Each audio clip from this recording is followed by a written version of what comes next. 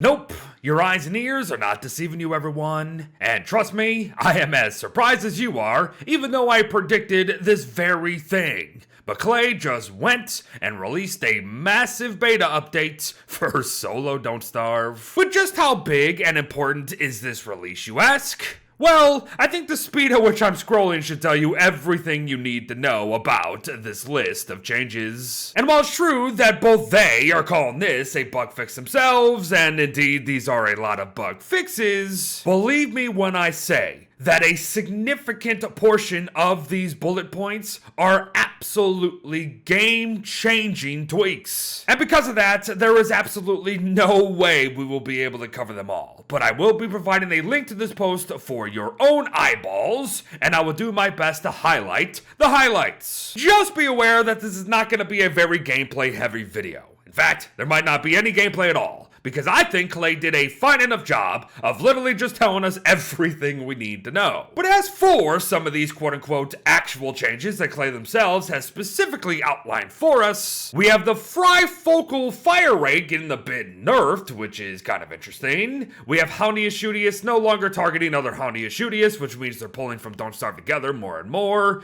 We even have some more quality of life nonsense coming to beefalo taming in Reign of Giants. Thank the 7 that placing wood fences and gates is not going to be an absolute pain anymore, and if you've never experienced it, oh my gosh. Fire Packham is no longer going to attack Weber players anymore, which again is a monstrous change. The gas mask even has special voice effects on all characters now, and one of the biggest ones in this list, I believe, is that sprinkler pipes are not going to block any placement anymore, more specifically, netto placements. It's great stuff already, but again, it is nowhere near everything. This is just me pulling specifics from a specific category that Clay decided to make. Because once we do start to tame this never-ending list of bug fixes, things get kind of overwhelming fast. But as we go page by page here, I will point out to you the ones that stood out to me, like beefalo being able to be fed twigs properly now, just adding to the betterment of beefalo taming. Deer class will no longer spawn so early in winter, meaning it's going to be acting more like the Don't Starve Together counterpart, day 31, give or take. Mobs that have reflective damage, mostly the shockers, are no longer going to shock us if we hit them with a ranged weapon, and yes, it was a thing. This next one is more what the hell are you talking about, Clay, because I didn't even know this was a thing, but beeswax will now melt properly, and if you also have no idea what the heck they're going on about,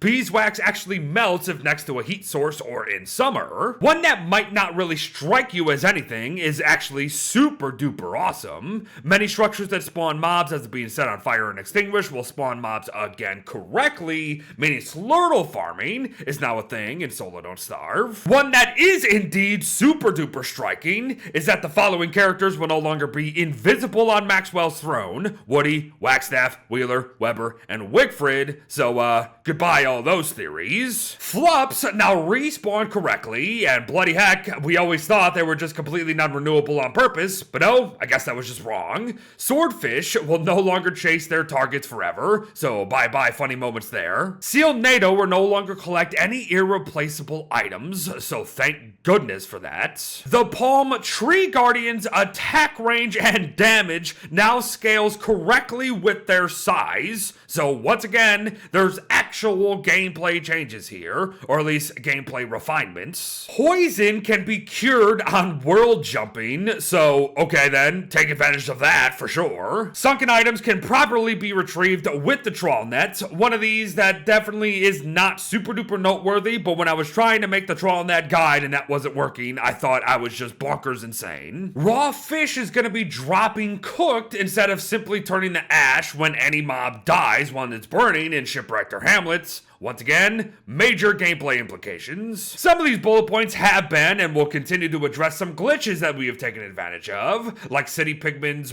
and wild boars not gifting Wilbur something every time the game is loaded. The pneumatic horn is now actually stable to use because holy moly, that thing would absolutely ruin everything. Clay went so far as to even just correct a teensy tiny little discrepancy in long decoration set pieces in Hamlet. Shopkeepers won't get stuck on shop pedestals levels anymore, even though that was an easy fix. Just leave and re-enter the building. Things will no longer spawn too close to water in Hamlet's world generation. Interesting. Not entirely sure what they mean by things. Do you actually mean things? Or you mean things, if you know what I mean? Cutting down or burning down pico trees will have those picos finding another home, but they will also no longer steal any recoverable items like Lucy or any of the things. Brambles will no longer spawn close to water, which could be actually incredibly advantageous in moving around. Those darn civilized pigs of the pig city will now correctly give naughtiness points, meaning there might be a decent Krampus farm in there somewhere. We roll on with even more beefalo fixes, as we will no longer use whatever weapon we have equipped while we're fighting with the beefalo, and yes, that was also a thing. Bundling wrap can now be used while sailing, and once again, here's another where I thought I was bonkers insane that it wasn't working. We will still get shocked while using fry focals when wet, but the damage will not be doubled anymore.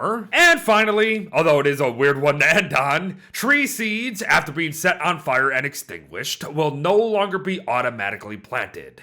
Why am I ending on this one? Well, again, there are a lot of these bug fixes that are changing many useful glitches that we used to abuse over all these years. Which is why, again, I implore you to read this yourself. This is literally going to change how you play these games. And folks, if you can believe it, they're not even done with Solo Don't Starve yet. They will be looking at additional feedback after this very beta for an additional quality of life update coming in the future. Now, I don't know about you, but all this is making me feel two ways. Amazing, because I love to see how much this has been refined, as I love playing Solo Don't Starve still. But two, this is telling me without a doubt that we are nearing the end of this franchise. But don't worry, we'll talk more about that throughout 2023, I feel. As folks, there you have it. The huge bug fix beta available now for Solo Don't Starve that came out before the 2023 roadmap for Don't Starve Together, for Pete's sake. Jokes aside, I really have nothing more to say, and honestly, the post speaks for itself, so go read it. As I said, you need to know what has changed, because everything has changed. But thanks for watching, folks. Well wishes to all. Enjoy a newly refined Solo Don't Starve and all of its DLCs, and I'll see you in the next one.